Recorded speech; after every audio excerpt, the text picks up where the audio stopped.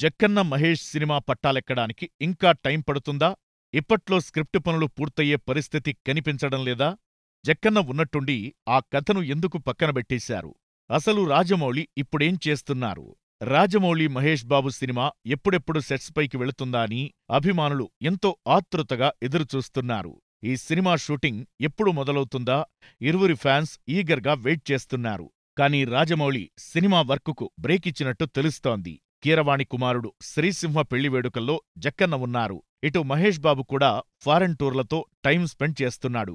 దీంతో Jakkanna Mahesh movie set మీదకు వెళ్లడానికి ఇంకా సమయం పట్టేలా కనిపిస్తోంది.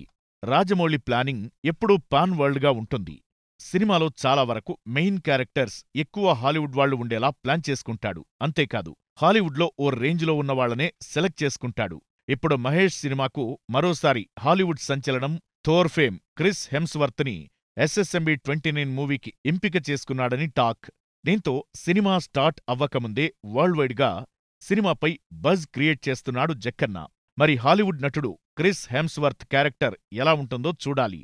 మరోవైపు ఈ మూవీలో మహేష్ సరసన ప్రియాంక చోప్రా నటించనున్నారని మరో గాసిప్ మొదలైంది. మొత్తానికి పూటకో గాసిప్, రోజుకో ప్రచారంతో Jakkanna next movie buzz create అవుతూనే ఉంది.